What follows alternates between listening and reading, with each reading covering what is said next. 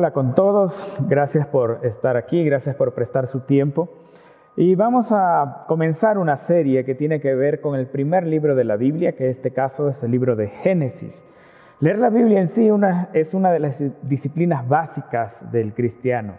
Así que cobra mayor importancia aún poder conocer un poco este libro, que es el libro de los inicios, es el libro de los orígenes. Pero antes de empezar, vamos a orar y le invito a que allá donde usted esté, pues también incline su cabeza y ore. Señor, gracias por tu palabra. Gracias, Padre, por la oportunidad que nos das de poder entender este libro, de poder comenzar a leerlo, a estudiarlo. Muéstranos, Señor, el mensaje que tú tienes para nosotros y ayúdanos a cada uno de nosotros a poderlo aplicar a nuestras vidas. En el nombre de Jesús. Amén. Ok, como decíamos, este es el primer libro de la Biblia.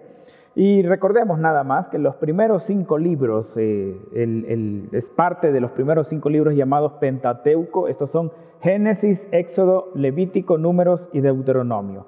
¿Quién escribió estos libros? Pues se le atribuye a Moisés.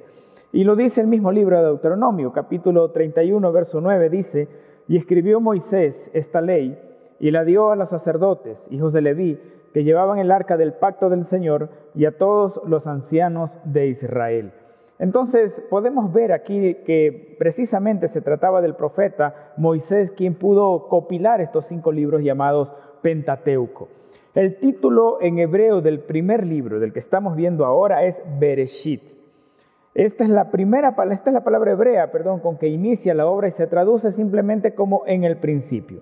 Entonces en nuestra Biblia en español dice en el principio, y en la Biblia en hebreo simplemente dice Bereshit. ¿De dónde viene el nombre Génesis? Pues el nombre viene de la Septuaginta. ¿Y qué es eso? La Septuaginta es una traducción del Antiguo Testamento, pero es una traducción griega. Y esta traducción se hizo más o menos entre los años 285 y 274 a.C. Se nos dice por medio del historiador Josefo, que es uno de los más conocidos, de que esta versión fue hecha por 72 sacerdotes, por eso el nombre es Septuaginta, y fue hecha en un periodo de 72 días. Y este grupo de sacerdotes era conformado por 6 sacerdotes de cada una de las 12 tribus de Israel. Y esa traducción del Antiguo Testamento fue utilizada por Jesucristo y también fue utilizada por el apóstol Pablo, los cuales citaron esto según vamos a continuar y según leemos el Nuevo Testamento también. ¿Y qué significa Génesis?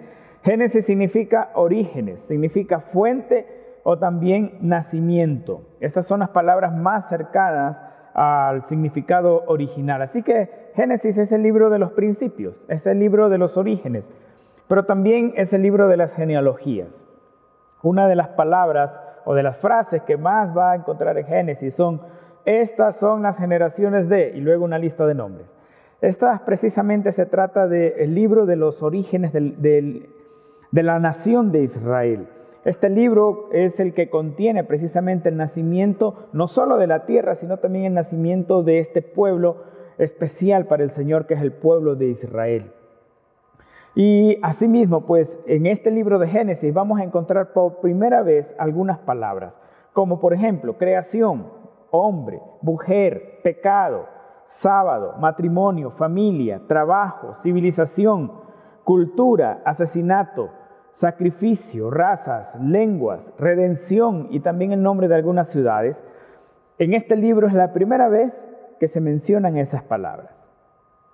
Y como decíamos, en este libro habla de generaciones de Israel, y es el libro donde vamos a encontrar acerca de Abraham, acerca de Isaac, de Jacob. Va a hablar de Faraón, va a hablar de va a hablar de José, y básicamente hasta ahí es donde llega este libro de Génesis. Pero también es el libro donde se menciona el pacto y donde hay continuas apariciones del Señor Jesús a los patriarcas, dadas como el ángel de Jehová. Y podemos dividir el libro en 2 partes. Los primeros 11 capítulos, que constituyen más o menos una totalidad diferente, es una primera sección que habla desde la creación hasta Abraham. Esa es la primera parte. En esa parte nosotros vamos a encontrar la creación, la caída, el diluvio, la torre de Babel. Y si hablamos de años, estos 11 primeros capítulos cubren 2000 años. Pero luego, la segunda sección En cambio, se comienza a hablar otra vez de Abraham un poco, pero se centra en personalidades más que en hechos. Habla de Abraham, el hombre de fe, habla de Isaac, el hijo amado, Jacob, el hijo elegido y también castigado, y habla de José en sus sufrimientos y en su gloria. Esta sección tiene 39 capítulos, pero solo abarca 350 años. Así que es más o menos la introducción de lo que podemos ver acerca de este libro de Génesis. Ahora sí vamos a empezar en el capítulo número 1 y vamos a ver el versículo número 1. Dice, en el principio creó Dios los cielos y la tierra. Lo que hablamos hace un rato, justamente en el principio, en el hebreo original, es la palabra Bereshit. Ahora, esta primera declaración de la Biblia precisamente da por hecho de que en primer lugar existe un Dios. Esta primera declaración de la Biblia también es una declaración muy corta de cómo se originó la vida. Hay una discusión de muchos años acerca de cómo se originó el universo, qué pasó esto, pasaría aquello, pero la Biblia lo resume en una pequeña frase que dice, en el principio creó Dios los cielos y la tierra. Y lastimosamente a través del tiempo también como ha habido muchas personas que han querido explicar el origen del universo, también hay dentro de ese grupo unos pocos científicos hasta cierto punto arrogantes. Arrogantes porque quieren imponer su, entre comillas, verdad, que realmente es solo una teoría. Y más que nada son conjeturas humanas y hasta a veces filosóficas. Pero la Biblia lo toma como una verdad indiscutible de que el origen de todas las cosas simplemente fue creado por un Dios. A esas muchas personas, incluyendo, me refiero a este grupo de científicos que muchas veces creen saber más que los demás, más que Dios incluso. Ellos dicen, no, es que la Tierra se creó a través de una gran explosión, otra vez la Tierra se creó a sí misma, el universo se creó a sí mismo. Y a veces nos tildan a nosotros de ignorantes simplemente porque no creemos en esas cosas. ¿Y cuál es la respuesta que se las voy a dar yo? Job 38:4 dice a estas personas, ¿dónde estabas tú cuando yo echaba los cimientos de la tierra? Dímelo si tienes inteligencia. Ni ellos ni nosotros hemos estado en el inicio de la vida. Así que no puede alguien atribuirse en un sentido, entre comillas, científico y decir de que esta es la verdad indiscutible, porque si entramos ya en el terreno de la apologética, más bien vamos a encontrar demasiadas evidencias a favor de la creación. Pero bueno, no es el tema. Continuemos. Asimismo, decíamos que existen muchas teorías acerca de cómo se originó el mundo, pero los podemos clasificar simplemente en dos grupos. Un grupo es de la creación y el otro grupo es de la especulación. La creación porque sabemos que Dios lo hizo y sabemos la manera en que lo hizo, de hecho, porque más adelante lo va a explicar. Y la otra es lo que hablábamos, especulación. Pudo ser así, pudo ser de esta otra manera. Bueno, Moisés fue la persona, como dijimos hace un rato, que Dios utilizó para escribir este libro. Pero el libro de Génesis no es un libro dirigido a los científicos, no es un libro de ciencia. Tampoco es un libro de biología, aunque habla de ciencia y habla de biología un poco, no es un libro hecho para eso. El propósito de este libro y de la Biblia en general es enseñar sobre justicia, enseñar sobre Dios, enseñar sobre el plan de Dios hacia nosotros. Esa es la finalidad de la Biblia y de cualquiera de sus libros individuales. Fue escrito precisamente para describir la relación del hombre con Dios y cuáles son los requisitos de Dios también. Voy a leer un par de citas. El doctor Loren Esley dijo, no sabemos más sobre la materia y de cómo se produce que lo que sabemos sobre los asuntos espirituales. El biólogo Edwin Conklin dice, hablando sobre la evolución, declaró que la posibilidad de que la vida se haya originado por accidente es comparable a la posibilidad de que un diccionario completo surja de la explosión de una imprenta. Sabemos que eso no va a pasar. La misma lógica, el mismo sentido común te dice de que si explota una imprenta no va a haber un diccionario, pero nos quieren decir de que hubo una gran explosión y producto de la gran explosión es que usted y yo existimos.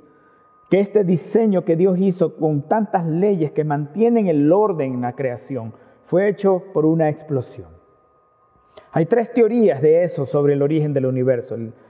Son el estado estacionario, la teoría del Big Bang y la teoría del universo oscilante. Pero ninguna de esas vamos a entrar en hablar de ellas porque realmente ninguna de ellas es verdad.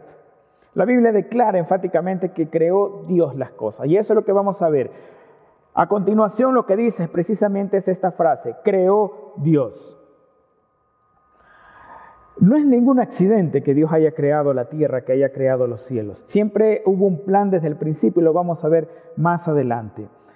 Pero vemos aquí con estas dos palabras que creó Dios, de que el universo no fue un accidente, que el universo no fue una explosión. Si usted puede creer en Génesis 1:1, usted va a creer el resto de la Biblia. No va a tener problemas en creer el resto de la Biblia.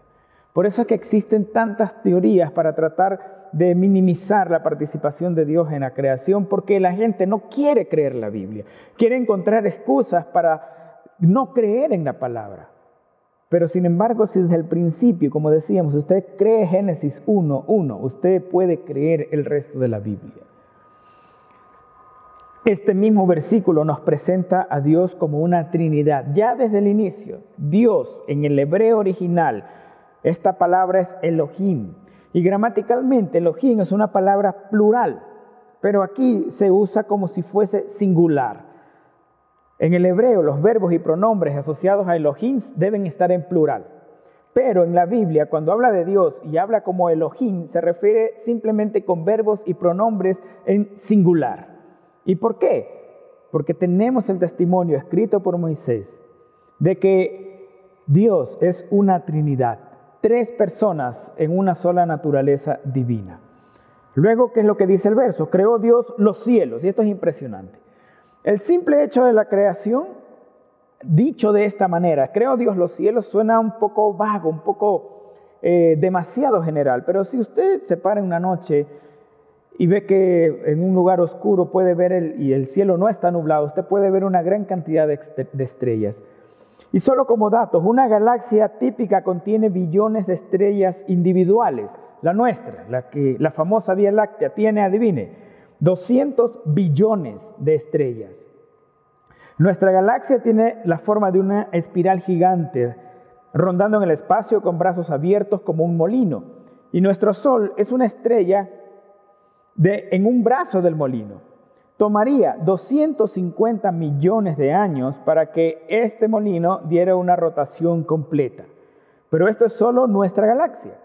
Hay muchas otras galaxias con muchas formas, incluyendo espirales, grupos esféricos y hasta panqueques planos. La distancia promedio entre una galaxia y otra es más o menos 20 trillones de millas. Para hacer una referencia, es como que si usted quisiera dar la vuelta a la Tierra 880 millones de veces. Más o menos esa es la distancia promedio entre galaxia y galaxia. Y la galaxia más cercana a la nuestra es la de Andrómeda, donde hay 12 trillones de millas de distancia. ¿Por qué le doy estos datos? Todas estas cosas fueron creadas por Dios. Y este versículo nos da a entender esto. Más adelante explicará el día exacto en que lo hizo. Pero imagínense que solamente nuestra galaxia contenga billones, 200 billones de estrellas.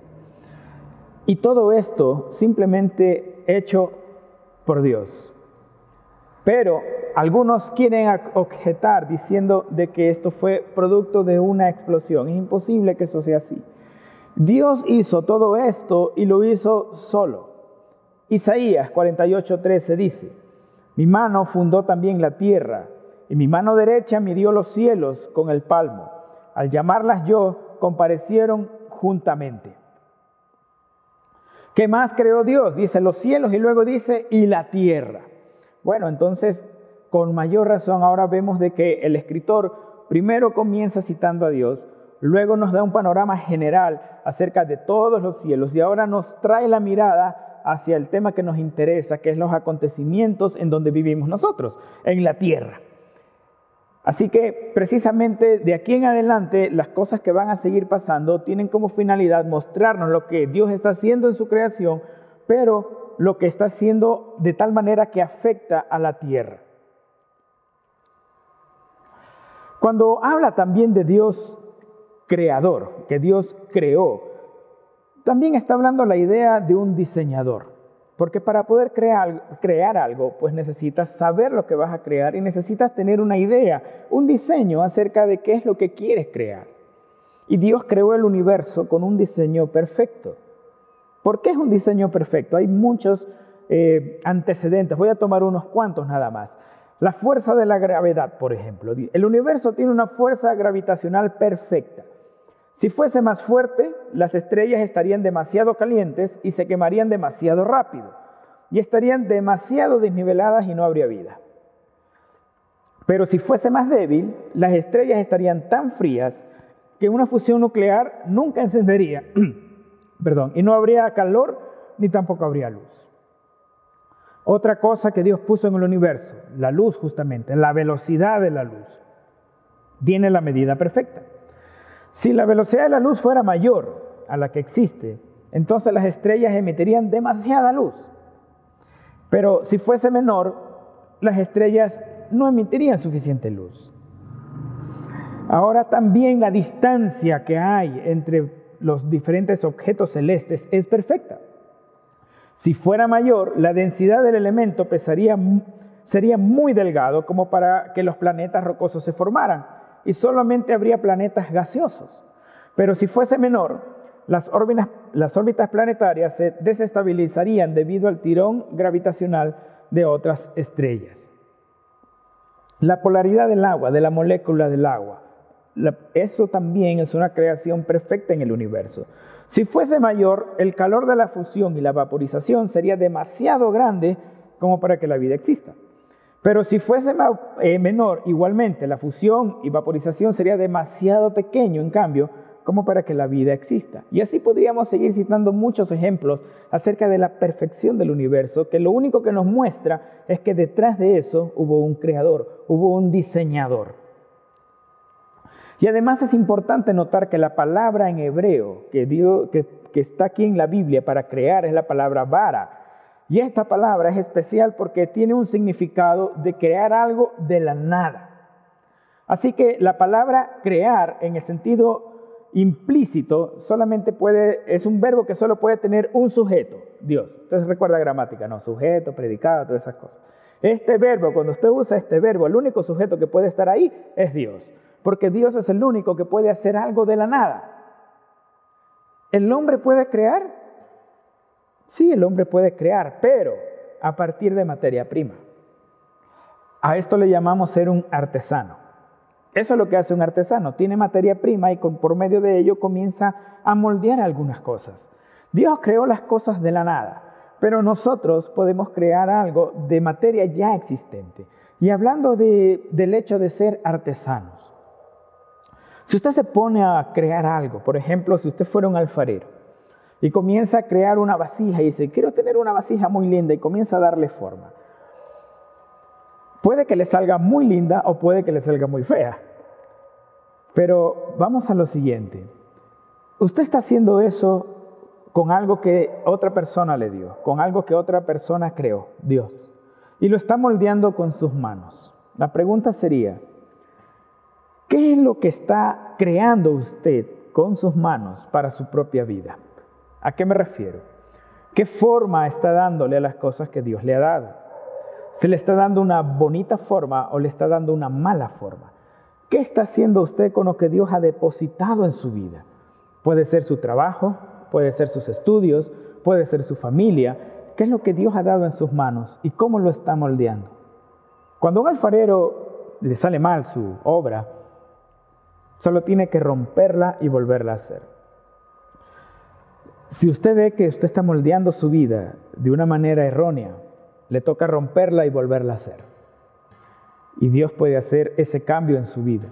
Así que así como Dios ha creado algo de la nada, también puede crear algo nuevo en nosotros, algo que no había previamente en nosotros, alguna cosa que nos permita llegar y conocer a Dios.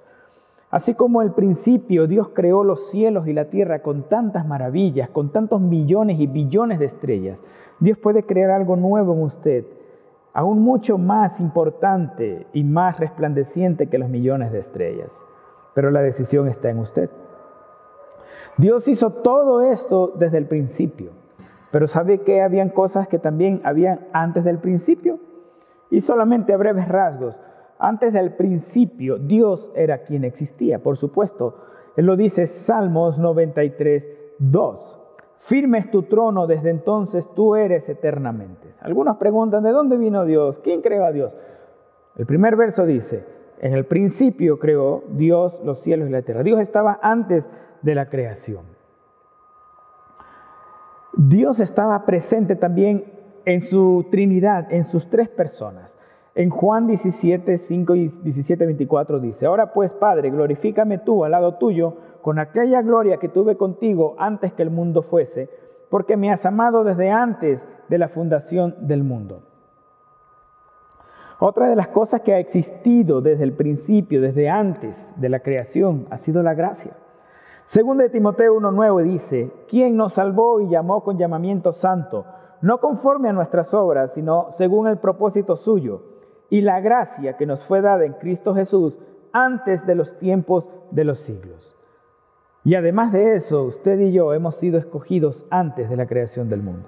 Efesios 1:4 dice, según nos escogió en Él antes de la fundación del mundo, para que fuésemos santos y sin mancha delante de Él. Y si usted lee Job 38:7, usted va a darse cuenta también de que los ángeles presenciaron la creación. Ok, siguiente verso, verso 2. El estado de la tierra en el momento que Dios la creó. Génesis 1:2 dice, y la tierra estaba desordenada y vacía, y las tinieblas estaban sobre la faz del abismo, y el Espíritu de Dios se movía sobre la faz de las aguas. La tierra estaba desordenada y vacía. Esta parte ha causado una gran discusión también a través de los años. ¿Por qué? Muchos dicen, ¿pero Dios puede crear algo desordenado y encima vacío? Entonces comenzaron a surgir teorías, ¿no? Comenzaron a surgir ideas de por qué es que este versículo dice que la tierra estaba desordenada cuando el anterior dice que Dios la había creado. Algunos quieren poner la idea de que este versículo en realidad lo que quiere decir es que la tierra se volvió desordenada y vacía. No se volvió desordenada y vacía, no es etimológicamente lo que quiere decir. Surgió una teoría llamada teoría de la brecha. En esa teoría, que es especulación también, dice que Dios no pudo haber hecho algo desordenado, pero que en medio, entre Génesis 1:1 y Génesis 1:2, hubo una gran catástrofe, etc. Y la mayoría de las personas que siguen esta teoría realmente quieren justificar el hecho de los, entre comillas, millones de años de los fósiles y todo lo demás. Pero no es eso. Nuestra Biblia, Reina Valera, la que estoy usando yo, 1960, sí, es verdad, dice, la tierra estaba desordenada y vacía. Pero en el original, el sentido original, lo que quiere decir es que la tierra estaba sin orden. ¿Y a qué es lo que se refiere con que la tierra estaba sin orden? Lo que quiere decir es que la tierra no estaba todavía lista para ser habitada. Que las condiciones en que Dios creó la tierra aún no estaban propicias para que el ser humano o cualquier otro ser vivo estuviera presente en ella. Y cuando habla de vacía, pues por supuesto, todavía no había seres vivos, todavía no había nada, no había plantas, no había animales, no había hombre. Entonces todavía la tierra estaba vacía. A eso es lo que se refiere básicamente. Pero hay una cosa adicional que dice el versículo, y es de que menciona el abismo y menciona también la oscuridad. Las tinieblas estaban sobre la faz del abismo. Es interesante ver que una de las primeras cosas que podemos notar en el orden de Génesis es que había oscuridad. Eso es las tinieblas. Luego veremos en los siguientes versículos que Dios creará la luz. Pero, ¿por qué es necesario de que Dios haya mandado a Moisés a poner que en este capítulo, en este versículo, estuviera presente las tinieblas también? Aquí hay una gran analogía también acerca de nosotros mismos.